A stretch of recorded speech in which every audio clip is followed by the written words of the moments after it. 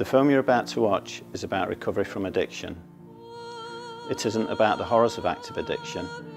It's not about what we did, where we did it, who we did it with, or the places it may have taken us. It's not about the isolation and despair of active addiction, or the impact drugs and alcohol had on our health, our families, our relationships, or our work lives. It's not about the years spent trying to control our using, or the fruitless attempts to swap one substance for another in order to bring some form of stability into our lives. It's not about how many times we went through treatment, or the feelings of failure and hopelessness that follows relapse. My name's Steve. I'm a recovering addict alcoholic. This film is about hope, aspiration, ambition. It's about living life on a daily basis without the use of drugs and alcohol. It's about possibility thinking and freedom from active addiction.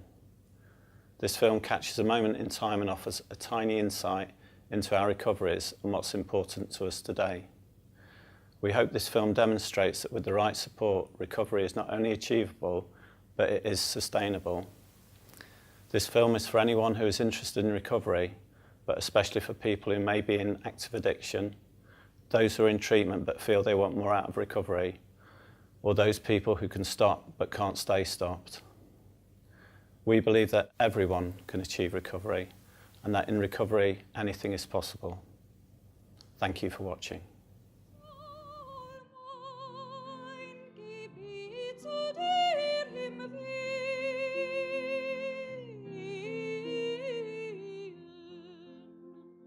The start of my recovery journey was the admittance that my life was in tatters. I kind of got to a point where I could no longer look beyond the skirting boards and the curbs and the gutters of my life. That's where my line of sight was always focused. After quite a long prison sentence, I decided to go into residential rehab and to sort myself out, and I'd made the decision that whatever it took, I wanted a different life for myself.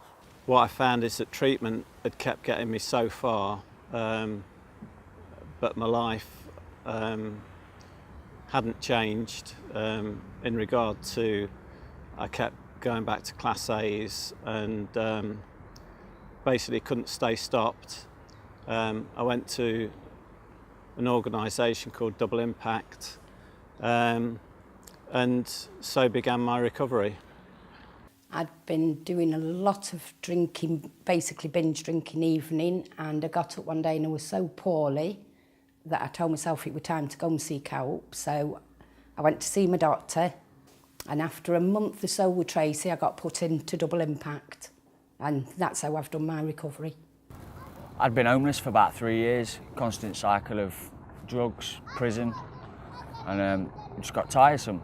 I didn't come into recovery to get off of alcohol. I came in because I was homeless. It wasn't fun no more. Like when I first started out, it was fun, do you know what I mean? But as you get a bit older, it's not fun no more, do you know, like in and out of jail, that's not fun nowadays. It used to be. There comes a point in your life where you really need to grow up. Today I see recovery as the moment someone walks through a door and asks for help, so I was doing that from a very, very young age, so that's how I got into recovery.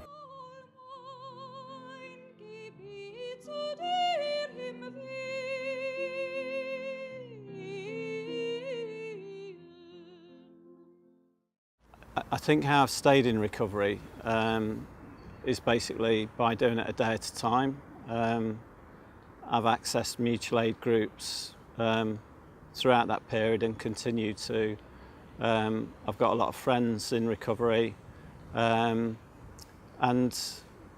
yeah, I just do it a day at a time.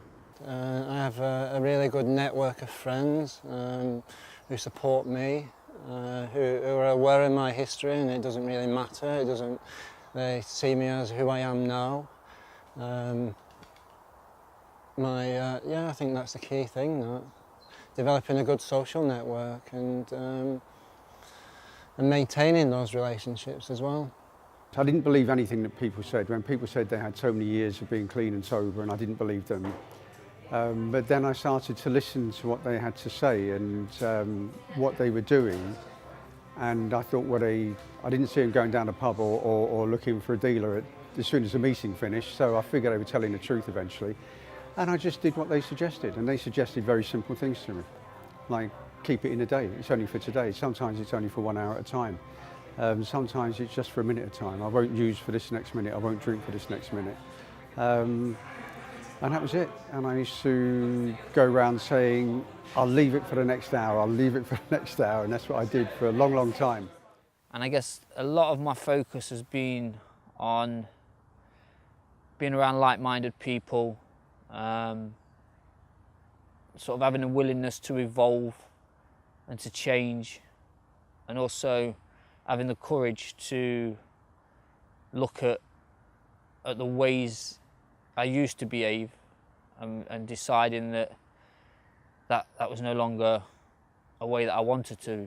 The will to stay in recovery has probably been the biggest thing. I've actually wanted to change, which has been important for me. Because so many times before I tried recovery and it wasn't at the right time, but at this time I was ready, and I wanted to go through the process of being in recovery. I think the mentoring's helped me a lot, because if you're a mentor, you can't drink or anything. And I think my family as well, because if I did go back on the drink, they won't be very pleased at all, because they didn't really know me before. And I didn't really know them, but I do now. As a fresh recovering addict, it'd be very difficult to say, I'm never going to use ever again. You know what I mean? It's a big heap of pressure to put on yourselves and put on your own shoulders at such an early point.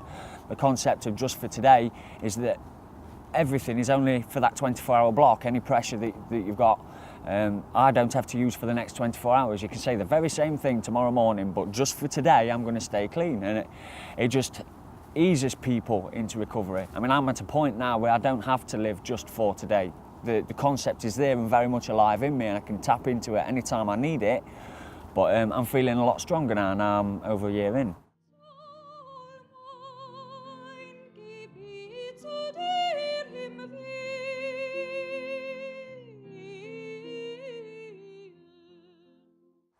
If I think about things I'd like to do now, the option is there for me to do those things rather than just think about it. Like, for instance, with me, I developed an interest in mountain biking and developed a good social network around that, and I've travelled all over the world with my bike. That's something that I might have thought that it was something that I'd like to do and I'd aspire to do, but it was something I would never have got anywhere near doing.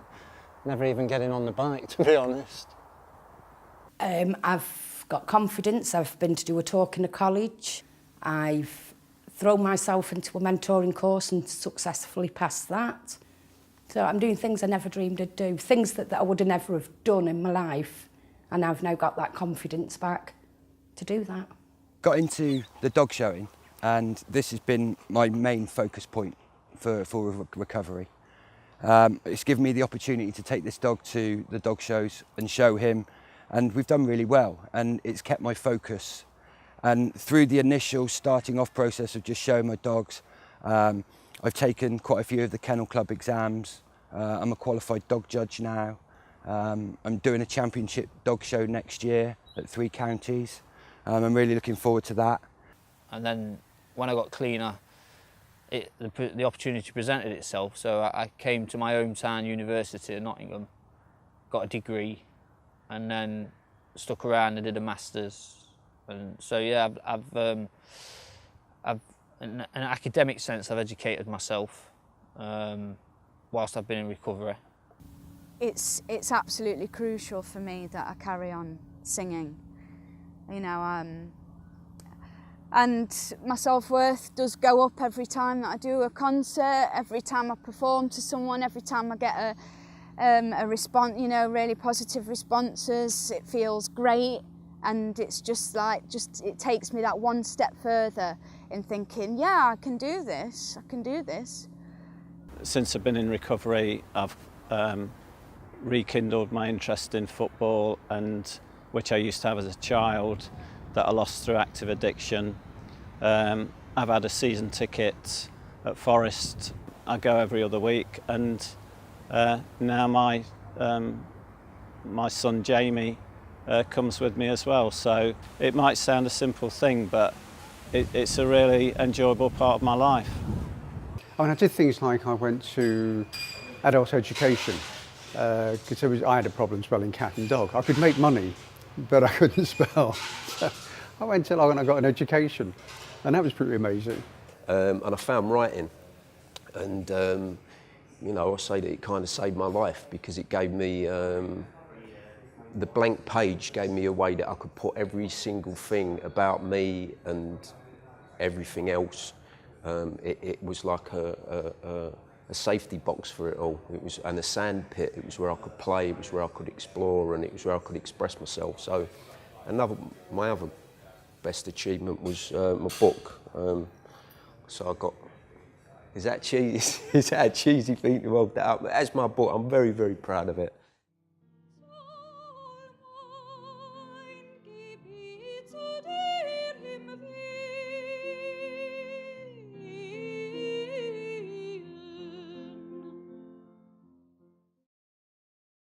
For people thinking about going into recovery, the first thing I'm going to tell you is to stop thinking.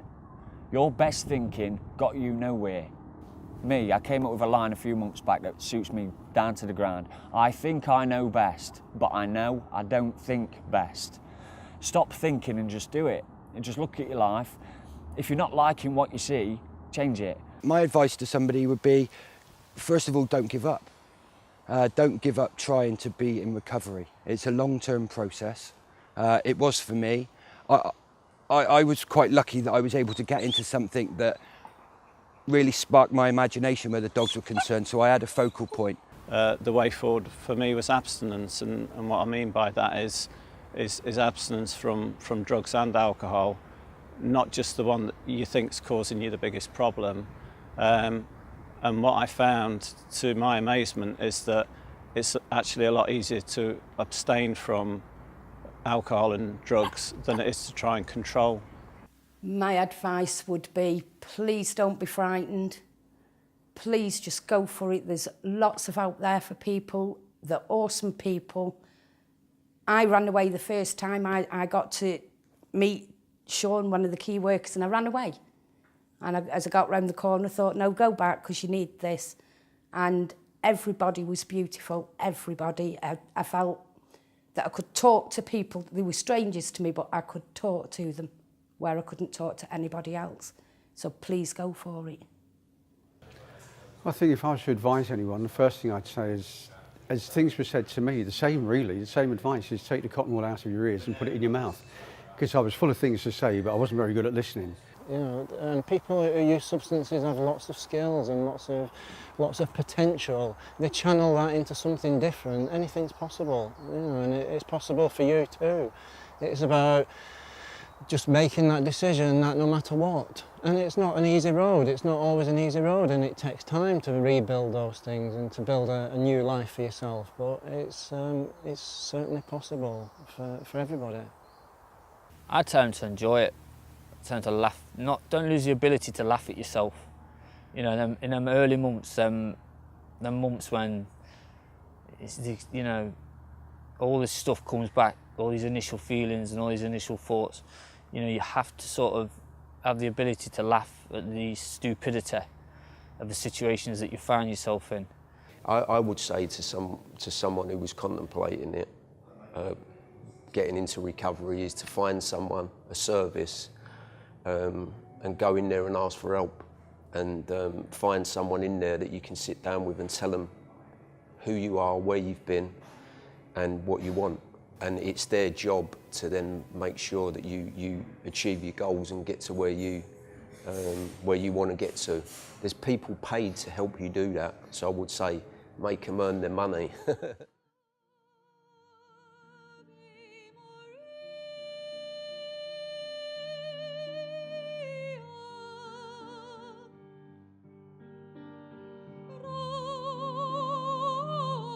My name's Steve. I've been in recovery for 15 years.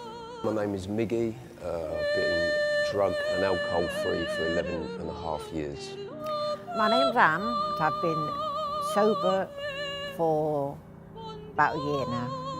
Yeah, I'm Graham. I've been clean about 15 months, something like that. I'm Terry, I'm a recovered alcoholic and addict. I've been in recovery 23 years now. Yeah, my name's Mark, and I've been in recovery for 8.5 years. My name's Ian and I'm an addict. I'm 13 months clean.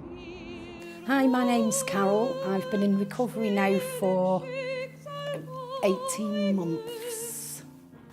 My name's Gary and I've been in recovery for 7 years. I'm David Hitchmore. I've been in recovery for 16 years. I'm Veronica, and I've been in recovery for about a year.